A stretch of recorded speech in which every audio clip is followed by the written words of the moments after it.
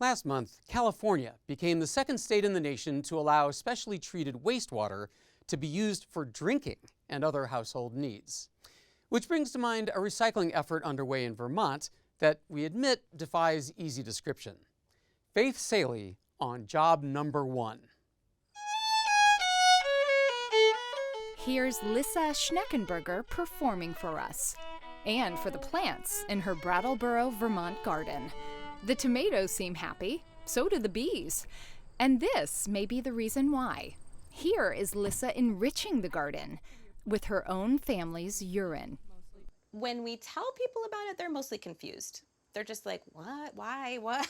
Welcome to the world of pea cycling, where urine is not considered waste, but liquid gold. If you meet someone new and they say, what do you do? How do you answer? Yeah. I say I work at an organization that's developing ways to turn human urine into fertilizer. That organization is called the Rich Earth Institute, and Abe Noe Hayes is its co-founder, along with Kim Nace. People are usually a little taken back, but then I just I give them the real quick, there's nutrients in your urine, and we are figuring out how to capture those and use them in agriculture. How many pee jokes do you deal with on a daily basis? Pee jokes are constant. But to Nace and Noe Hayes, the concept of saving and reusing human urine is a serious endeavor. So what is in urine that plants need? Nitrogen, phosphorus, potassium, and other trace minerals that come through our body as we eat our food and then use the toilet. How much urine are you collecting at this point? About 12,000 gallons a year.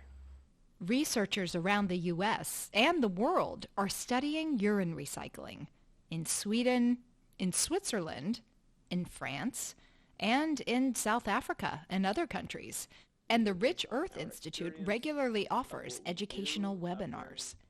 What do you think would surprise people the most? That it is clean, that it doesn't look gross, and it doesn't smell. And the privacy thing too, that was a surprise to me. It's totally quiet. So there's no flush? There's no flush. That's because Lissa Schneckenberger uses a very special toilet with 2 compartments. Toilet paper and solid waste go in the back, and then urine goes in the front. So there's 2 compartments. Both go into separate compartments downstairs in these collection tanks. Rich Earth comes with a big truck and a big hose, and they empty the urine tank twice a year. How much urine have you saved? It's a lot. And if you don't happen to have a special toilet, the Rich Earth Institute offers this low-tech portable urinal.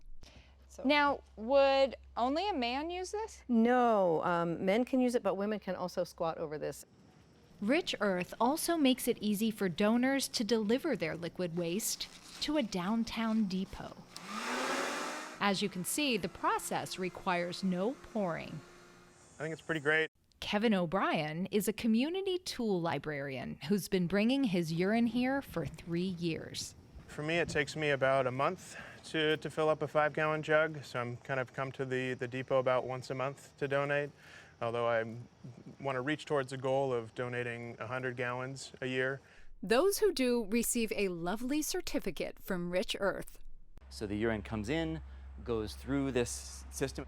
Urine is typically free of harmful bacteria, but if it gets near solid waste, that could lead to disease.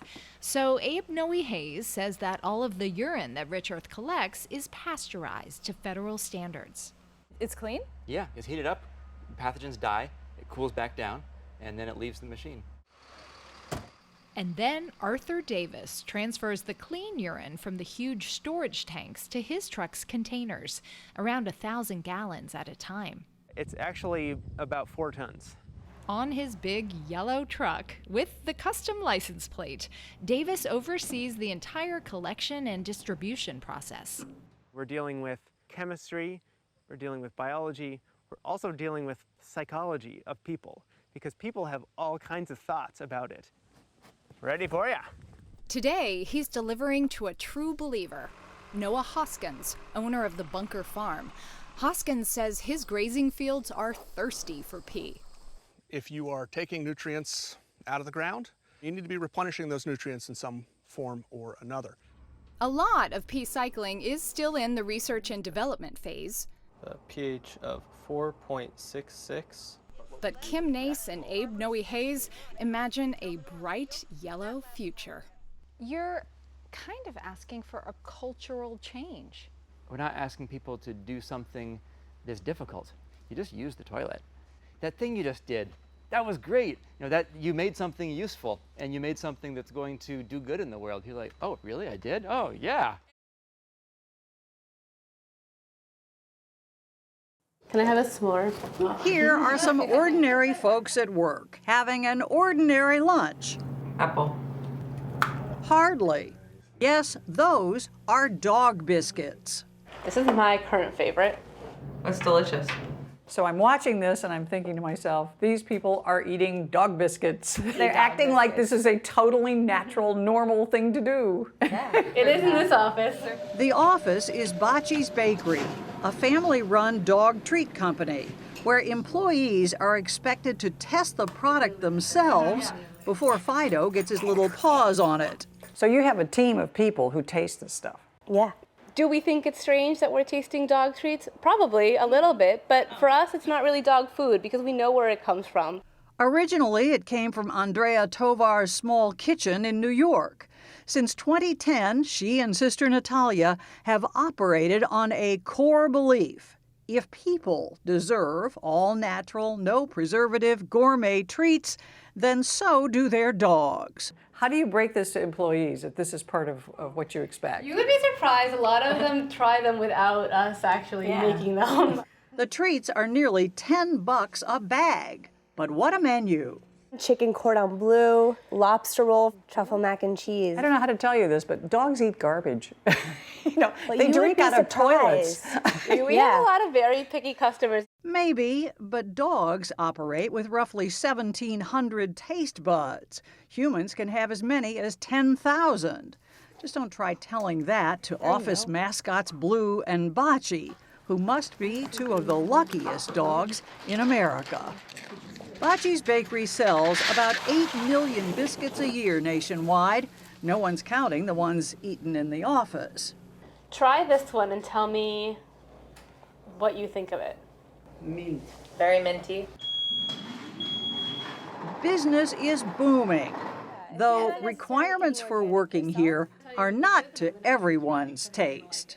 I can't believe I'm going to do this. Okay, I notice you smell it first, right? Yes, smell it. I don't know what that is.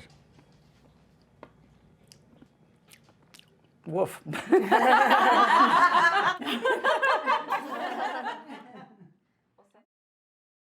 Let's go fishing, sort of, with Connor Knighton.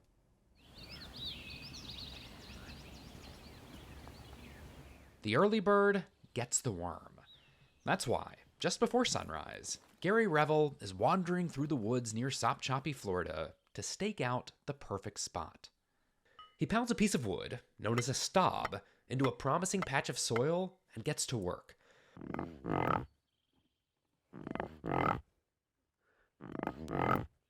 After a few minutes of rubbing the top with a flat piece of iron, earthworms begin to emerge from the earth, where Revel's wife Audrey is waiting to snatch them up. Let me see your haul here. Yeah. Oh my and gosh. a can full there. That's pretty, so is this a good morning so far? Oh yeah, great morning. Back at home, they'll clean and process the worms to sell as live bait. Those who buy them to catch fish may never know how their worm was caught. A lot of people think we dig them up. Well, honestly, between the two choices, digging sounds a lot more logical than doing some sort of magic trick that summons them to the surface. Magic's the best. It's a process known as worm grunting, and this part of Northwest Florida has been a hot spot for more than a century. Okay. Oh, that's what we want. All right. You're going right here, look. Does it work? All right. All right. Hey, buddy. Wake up, worms. For a long time, worm grunting really did feel like magic. Nobody was quite sure why this worked. We never give it that much thought. Really? Yeah, we was always interested in going fishing. We'd hurry up and get the worms. We didn't care what was going on. Why there. it works, you just know it does work. We got work. to get to the water, you know.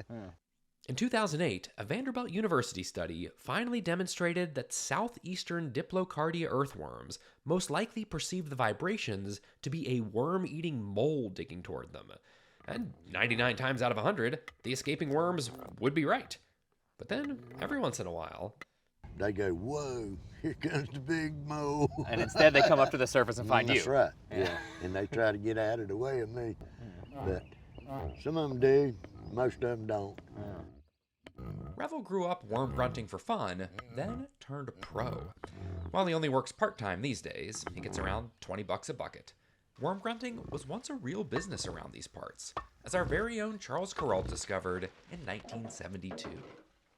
The casual passerby through Sopchoppy, Florida, watching Jim Rozier at his daily occupation, would surely think he'd taken leave of his senses. But no, he's just doing what a lot of people do around Sopchoppy, grunting for worms. It was possible to work as a full-time worm grunter. Can people actually make a living at this? I do. But not long after Kuralt stopped by, soft plastic fishing lures started to lure many people away from using live bait. The local worm industry declined, but by then, Sopchoppy had been given a brand. Yes, worm grunt time down low, Sopchoppy, can't sing a song but the melody. For the past 25 years, Sopchoppy has hosted a worm grunting festival. It's an excuse for the small town to throw a big party, celebrating its favorite invertebrate. There's a wiggle fun run, a gummy worm eating contest, a worm queen is crowned, and children get to give grunting a try. We gotta bring the true legend out. Mr. Gary, come out here and show him how it's really done. I'll give it up for the legend. If you can inspire some of them kids to learn that maybe an office job ain't what I need, then not say worming, they might take up something like archaeology or some kind of outside occupation. Revel, who's 73, has taught his son Snap to grunt, but he knows there's not a new generation of professional grunters coming up. Me and Aldrin Snaps, one of the last families that does this, the whole process. And when we done, that's it. But Revel isn't planning on stopping anytime soon. For him, spending time in the woods with the worms is a way of life. All your worries will go away. And it seems to be fun and the thing to do if you live in the woods. That doesn't get old for you? No. No, I got to go out there and see what them worms is up to. You wake up curious? Yeah, I ain't gonna forget about them, not overnight either.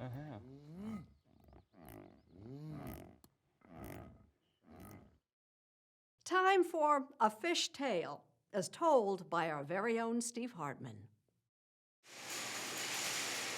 At this secondhand store in Baltimore, we found a first-rate fish story. A couple weeks ago, someone posted a picture of this bizarre chair on a Facebook page called Weird Secondhand Finds That Just Need to Be Shared. And when Syracuse auto mechanic Emily Del Favaro saw that chair, she about had a cow. Because of what's on her calf. And here's the truly amazing part. Emily never owned the chair. She just saw it once, years ago, and felt strangely compelled to have it tattooed. That's the fate about it. I saw that chair and it was everything for me. You make it seem almost mystical. I believe that it is. Almost like you have to get the tattoo and you don't know why. Exactly. But answers were coming. After she posted a picture of her tattoo on that Facebook page, I was like, oh my God. hundreds of women in the group felt a call to action. It belonged to her. You felt like Emily had to have this chair. A chair like that and a tattoo that matches, it's kismet. Like, it's serendipity. It just has to happen. So, even though none of these women had ever met, they started a GoFundMe, raised $600 to buy the chair for this total stranger, and then devised a plan to personally deliver it. Perfect fit. First, Jen Gerard picked it up in Baltimore, drove it to Meredith, who drove it to Marianne, and so on, up Interstate 81 more than 300 miles. Sarah Edwards carried the precious cargo on its last leg. It is very similar to driving my children home from the hospital the first day they were born. Nervousness, excitement. I can't even comprehend why anybody would want to do something like this for me. It's a legitimate question. And it very quickly was not about a chair anymore.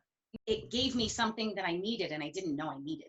I think a lot of people are looking for ways to connect and looking for any excuse to connect. And if it's a fish chair, it's a fish chair. That's right. Yeah, okay, sorry. Clearly, kindness can take many forms. We're a fellowship. We're a fellowship of the fish chair. But the best kind of kindness is always that random act Oh my God. that somehow makes people believe again. I did not need the chair, but I did need to be reminded that kindness lurks in even the weirdest little places. All we need to do is fish for it. Sarah, you did great.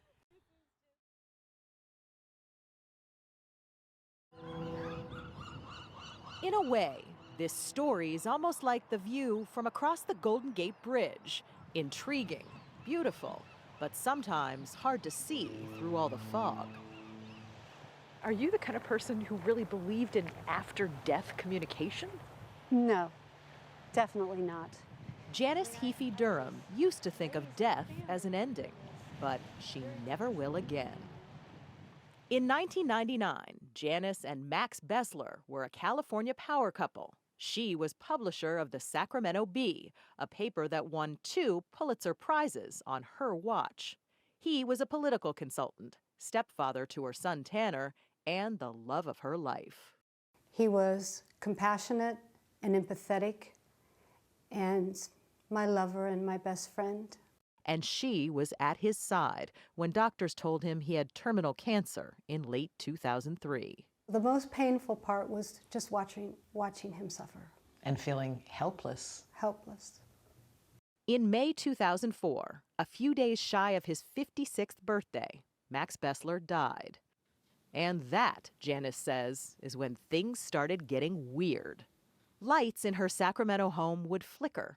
Clocks would stop at the moment Max died. But then, on the anniversary date of his death, Janice was stunned by something she saw as she stood in her bathroom washing her hands.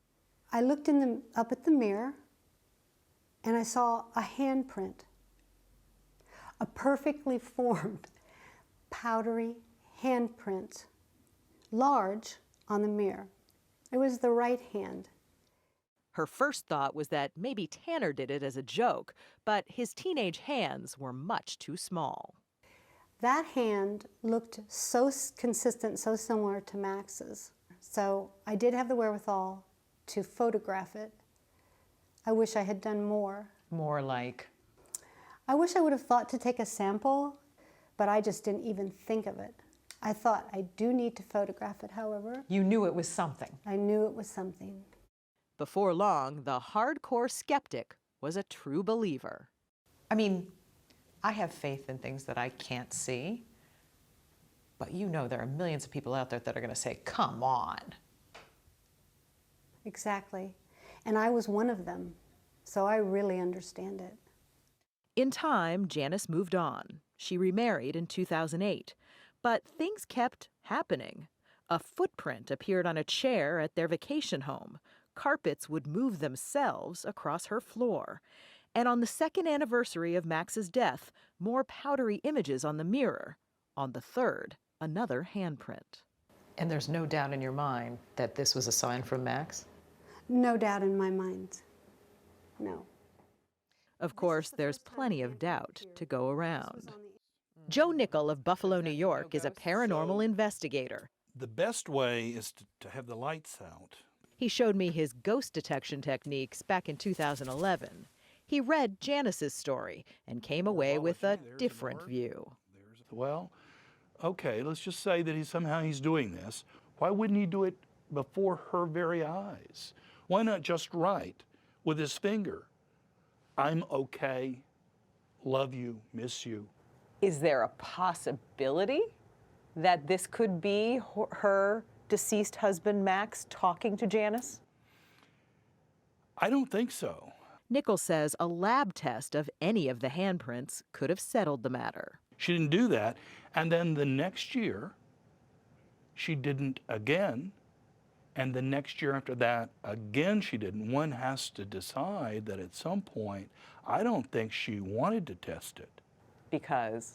Well, I think she was afraid of the answer. And you know, despite everything you are saying, people will still believe this. I have good news and bad news. The bad news is there are no ghosts. The good news is nobody will believe me. Janice did some digging of her own, talking to scientists and other experts who she says convinced her it was Max. She's put it all in a new book.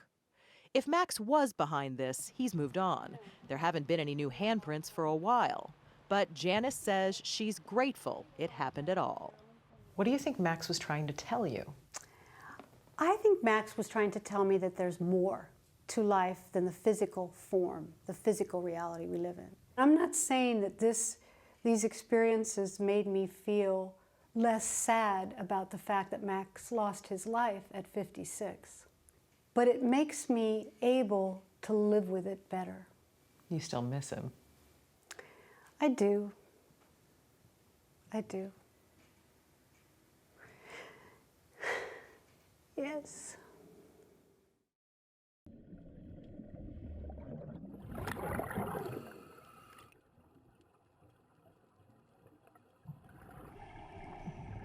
It's one of the most bizarre creatures on Earth, and not just because it looks so different. The octopus can camouflage itself in a flash, squeeze its entire body through a 1-inch hole, and their brains? That's right, brains with an S. An octopus has one large central brain and 8 mini brains, one in each arm. Octopuses are so brilliant. Author and naturalist Cy Montgomery believes their intelligence is almost off the charts. We give them the same toys to play with that we give our children. They love to play. Play is one of those characteristics of higher minds. As if on cue, there she is. Oh, Am I in the beautiful way? Rudy. Rudy, a giant Pacific octopus, was one of the stars of the New England Aquarium in Boston before she recently passed away from old age. When we visited her last year, she seemed to want to play with us. Oh my gosh. Some people go, ooh, that's creepy. You go. I say this is one of the most beautiful creatures on this planet. One of the smartest, one of the most interesting, and one of the most alien. In fact, they're portrayed in movies as aliens. That's right, and as monsters. Yes, Hollywood octopuses have torn down the Golden Gate Bridge. They've destroyed ships. Hello, Beastie. And feasted on movie stars. Montgomery says it's unfair to demonize them. You would really have to go to outer space to come up with someone more different from us than this. Their mouths are in their armpits. They have 3 hearts, they have blue blood, and the grace. I mean, who has grace like this? Montgomery spent countless hours here studying these otherworldly beings while writing her book, The Soul of an Octopus. Do you believe the octopus has a soul? I believe if I've got a soul, this octopus has a soul. And that, she claims, is not the only thing they have in common with humans. When I met an octopus for the first time, I was so struck by the fact that she was just as curious about me as I was about her. She knows me. Wow, look at that. May I? Yeah, absolutely. Hello there. We went behind the scenes to see for ourselves with the help of senior aquarium biologist Bill Murphy. It turns out that calling an octopus curious is an understatement. She's more interested in you than the food. That's scary. It felt like she wanted me to join her in her octopus's garden. She is powerful. Yeah, you feel the pull of the muscle? A big part of Murphy's job is keeping Rudy from getting bored. Because they're so smart, we try and keep them mentally stimulated, and interactions like this help with that, because they're figuring us out and who we are and what we're doing. There are about 300 species of octopus, but the giant Pacific octopus is the largest, averaging 16 feet in length and 110 pounds. It's also the longest-lived octopus. Even so, its lifespan is only about 3 to 5 years. They have such personalities. Each octopus is different. So when you work this closely with them and you're interacting with them on a regular basis, you build a relationship with them. That's got to be difficult that they live such short lives. It is. It's very difficult, but you enjoy the time you have. To learn more, we headed down to Cape Cod, where we met Brett Grassi of the Marine Biological Laboratory in Woods Hole, Massachusetts. This is beautiful. Yeah, pretty good day in the office, huh? He's responsible for the care and feeding of the lab's octopuses and comes here to stock up on their favorite food, tiny grass shrimp. So kind of poke and move along. Yeah, exactly. We got some jumping around in there. Next stop, the beach, for another octopus delicacy, crabs. 3, 2, 1. Whoa, look at them all. There you go. Just grab and scoop. Back at the lab, the day was about to get a lot better for a small California 2-spot octopus, and a lot worse for one of those crabs. This is gonna be quick. Bon appetit. Don't blink. And there's the lunge, so. Of all of the octopus's oddities, perhaps the most extraordinary is its talent for disguise. Watch that again in reverse slow motion. The octopus changes its shape, colors, patterns, even the texture of its skin to look like seaweed, and does it in the blink of an eye. It's called dynamic camouflage. I would argue that dynamic camouflage is a form of intelligence. That video was shot by Roger Hanlon, senior scientist and a top octopus researcher at the Marine Biological Laboratory, who recently gave a TED Talk on octopus intelligence that went viral. It doesn't just happen instinctively. They actually think and decide how to camouflage themselves. That's right. This is not a reflex. This is a decision-making process. They're taking into account the surrounds for camouflage, but also an approaching threat, and they're calculating all along about what they're going to do next. For example, the moving rock trick, the hide-and-seek trick, and the suit of armor made of shells. As a scientist, Hanlon is skeptical about attributing human-like emotions to the octopus or comparing their level of intelligence to ours. See them go all dark? But he does say they are stunningly creative. This is a complex animal. It's making decisions all of the time. That takes a big brain. A big brain in a unique and mysterious creature that scientists are only beginning to understand. It feels like shaking hands with an alien, just like they say.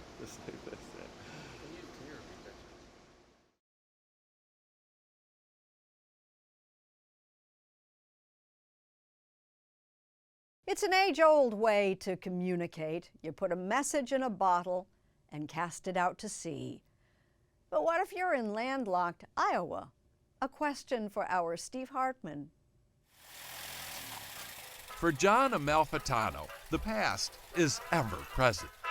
Everywhere you look in his Dunellen, New Jersey home, there are relics from a bygone era. I don't know what it is with me. I mean, I just have a connection with old stuff. And he says no connection runs deeper than the curio in this cabinet. That's the oddest thing of all. It's a chicken egg, bequeathed to John by a neighbor who found it in a carton of eggs in 1951. The neighbor saved it because of the note. Whoever gets this egg, please write. Signed, Miss Mary Foss, Forest City, Iowa. John says his neighbor held on to the egg for 50 years and never looked for her. Then John held on to it for another 20 before finally posting pictures on the Weird and Wonderful Secondhand Finds Facebook page. To its 3 million members, he pondered, wonder if she might still be alive. So, all those people who had egg on their Facebook hatched a plan, scrambled, fried hard to find this Mary Foss. After 72 years, they expected an exhausting search that would not be over easy. But they cracked the case in less than a day. And for those of you keeping track at home, that was 8 puns in 15 seconds. Do you remember writing on that egg? Oh my goodness, yes. And you were hoping to find someone to be a pen pal? Well, who knows? We all dream. Mary is now 92. But as a teenager working in an egg packing plant like this one, Mary says she used to dream of meeting someone in a far-off place. That fragile little message in a bottle, her way of reaching out. Yes. And now, 72 years later, she has finally made her connection. And here it is. How are you, Egg? This past week, they came face to face for the first time. And I hope we get to see you again. Would you want to meet John in person? Oh, I'd love to meet God, wouldn't you? Oh. John. Oh, John. Not really. I have no desire to meet the guy. He's got his problem. Keeping an egg that long. Yeah, you're saving 70-year-old eggs. Yeah, you got a point there. Well, when you get to be my age, you meet a lot of kooks. Sorry, John. Looks like the yoke's on us. How you like your egg? When it's your mother calling, just about any dutiful son pays attention. An old colleague of Steve Hartman's certainly did. To tell the most unusual story of my career, I had to go back. How are you? Good, how you doing? To the beginning of it. Good to see you, man. 33 years. A long time. My first job in news was with Brad Brown. You're all grown up. WTOL-TV. It was at the CBS affiliate in Toledo, Ohio. Brad was the serious investigative reporter who once worked for the Washington Post. It's these so-called victims. And I was his wayward, feature-loving intern. Give me a kiss. Point is, Brad comes to me with a lot of credibility, which is the only reason I even heard him out when he called me up with this unbelievable tale. If God wanted to give a sign, what better way to do it than through the instrument that dominates people's lives today? The iPhone. Right, the smartphone. Brad's odyssey with his iPhone began after his mom died in February. Janet Brown.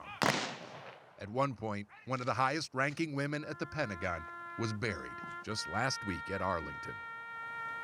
Brad says he was making these arrangements when, 3 days after she died, he hit the mail icon on his phone, and for the first time in his life, his mail didn't come up.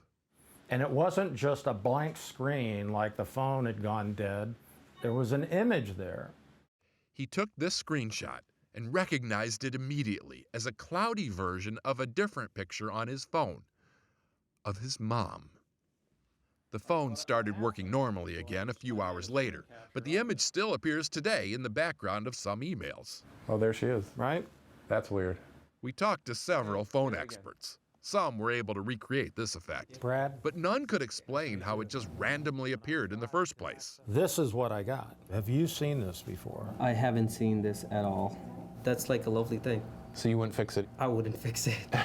The whole experience has left this retired investigative reporter with the biggest mystery of his life. And sometimes now, as I think about, is there a technical explanation? One side of the ledger of reality? I look at the other side of the ledger of reality. Is this the blessing that God is giving to me? On this Mother's Day, lots of people will be missing their moms. When all of a sudden, maybe a rainbow will appear, or a bluebird will land on the windowsill. Mere coincidence to many. But Brad Brown says until proven otherwise, it's okay to believe. It's your mother calling.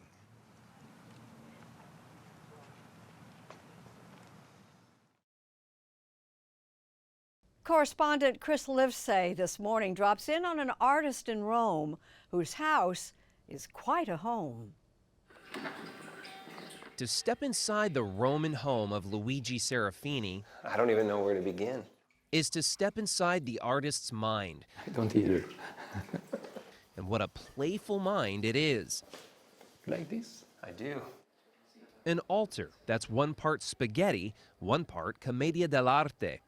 And over there, that's a crock egg dial, priceless in today's egg-based economy. Questo mio povero cuore non sa più cosa pensare. Oddio, e non mi facevi scordare la cosa più importante.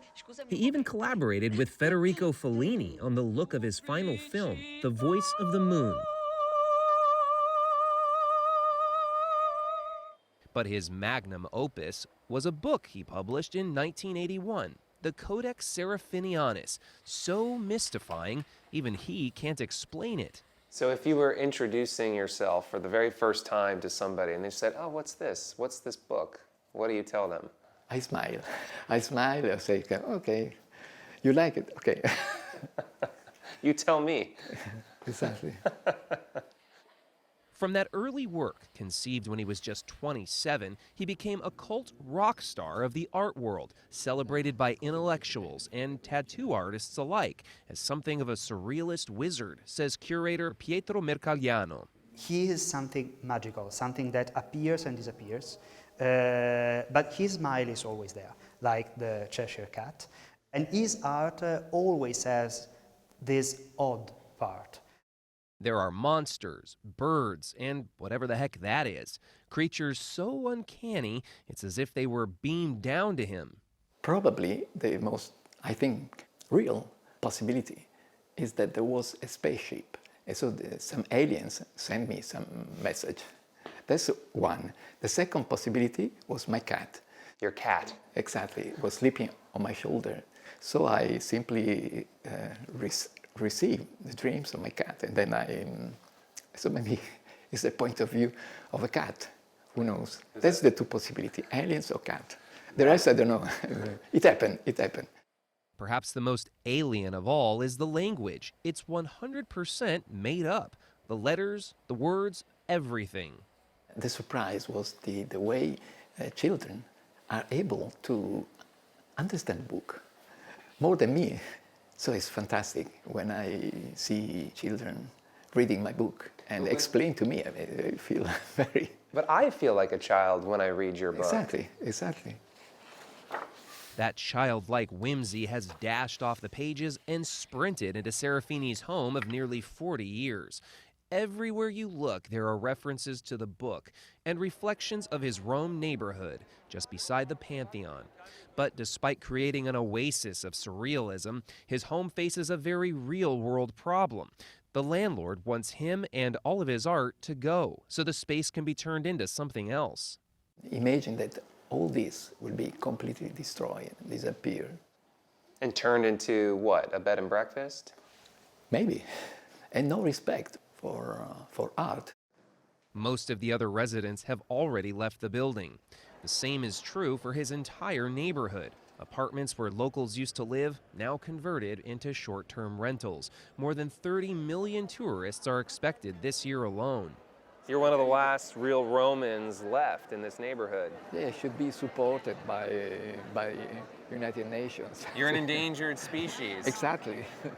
Serafini notes they're all squeezing in to see the art that helped make this city eternal, while squeezing out the artists. Completely crowded. What do you say to somebody watching this who might think, what was he thinking? He did all of this in a house that he doesn't even own. I mean, what were you thinking? My answer is that when you do art, you cannot, you are timeless. You are in another dimension. You don't imagine the future, the past, whatever.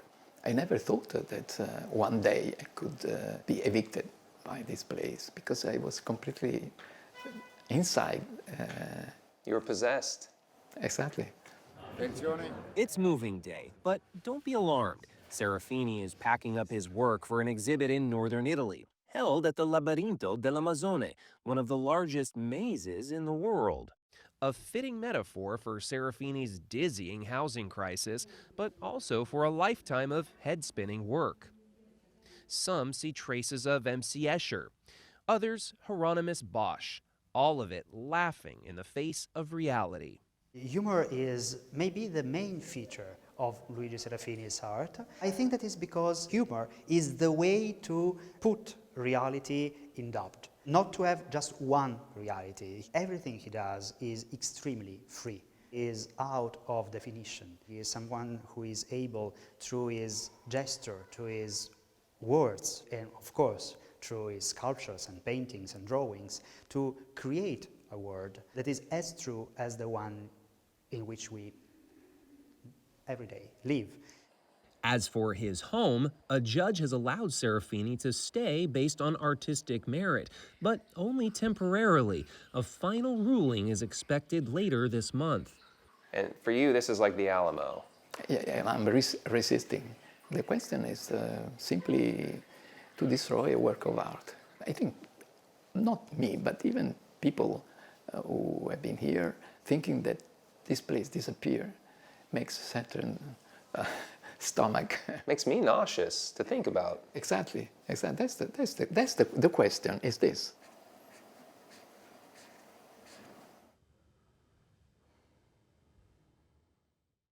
That's fine. Awesome. You tested it? Yep. How's the detergent coming out? Good? Anthony Muley goes to work knowing he will face some sticky situations. This is a passion for me. So you're on a mission. We're on a mission to clean up the country, one piece of gum at a time. He is a seriously professional gum remover. Little boys dream of being astronauts or policemen or firemen. Did you dream of this? Actually, no. I absolutely did not dream of gum, but somehow I stepped in it, so. No chance of running out of work. Americans chew their way through $3 billion worth of gum every year. And when they're done, people just spit it out wherever and whenever it loses its flavor. I've seen gum stuck on walls. It's on the floor of the bar or under the stool, mostly on city sidewalks. All those little black spots that you see on the floor. You are going to make me very aware of this. I am now going to be obsessed to seeing gum everywhere. Yes. And when you see it, who are you going to call? Gum busters, of course. Muley is the CEO. This is the brand new battery-operated gum removal machine. It's the world's first. I want one of these for Christmas. He showed us what gum busting is all about. The special magic produced with a high-powered combination of steam, detergent, and a wicked brass brush. That gum is busted. That's great. Gone. Where does it go? Actually, it vaporized. Muley says he can vaporize up to 1,200 pieces of gum an hour. This is sort of like trying to empty the Atlantic with a teaspoon, you know. I agree. You don't get demoralized. I don't. I love it. And remarkably, he says he also loves gum. I'm actually chewing gum now. So. I know. What are you going to do with it when you're done? Dispose of it responsibly. In other words, wrap it up. Save the wrapper, put it in your pocket, in your pocketbook, and save it till you're done. You have a lot of faith in people. And a lot of pride in satisfying work he clearly enjoys.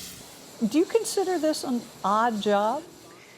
It is. It's quite unique. It's odd and a dirty job. So, yes. But somebody has to do it. That's right. Let it be us. Chew on that for a while.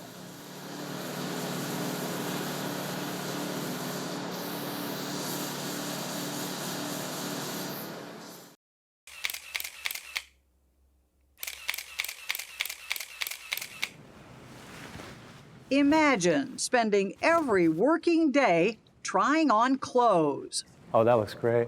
I play dress up for a living. And when Michael Prada dresses up, designers at Banana Republic take note. He's worked here for about a decade. How about the back? I was worried about the back too. No, I'm comfortable there. That's kind of my job, is to be able to stand there and let these people build their clothes on me. 18. If you are a medium-sized American man, odds are good that your clothes were designed on Prada or on a handful of other so-called fitting models, guys built just like him.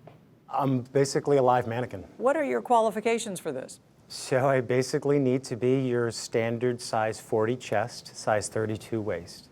And it helps to have perfect posture and ideal proportions. Prada is tailor-made for the job. We are sitting here surrounded by mannequins. Does this feel like family to you? Pretty much, my brother Daryl, my other brother Daryl. I think I'm better looking than these guys, actually. No, he's no dummy. Plus, Prada can actually move, which comes in handy when he's asked to take his work home with him. Dada, remember when Bella... Those kids are his, those clothes are not. My job is to throw my kids up in the air and see if the shirt doesn't go too high, and if I bend over, am I losing my pants? He then reports back on how the clothes perform, even how they feel, which itself can be uncomfortable. I used to fit underwear. Those are always interesting fittings, and everybody can tell when something doesn't fit properly. So there's been some of those embarrassing moments. The shoulders. For Prada, being a fitting model is steady work, and models can make up to $375 an hour. Hit that home run. But the job depends on perfection. He can't gain or lose 1 inch, which explains his team of personal trainers. So as long as you have the 40 chest and 32 waist, you could be doing this when you're 80. Well, let's see. I don't know if I'd want to do it that long, because trying clothes on all day long can get tiring. Still, it's hard to imagine anyone better suited. Do you consider it an unusual job? Yes, I do. Do you know anybody else that's a fit model? I do not. No. But now that I've met one, maybe I should.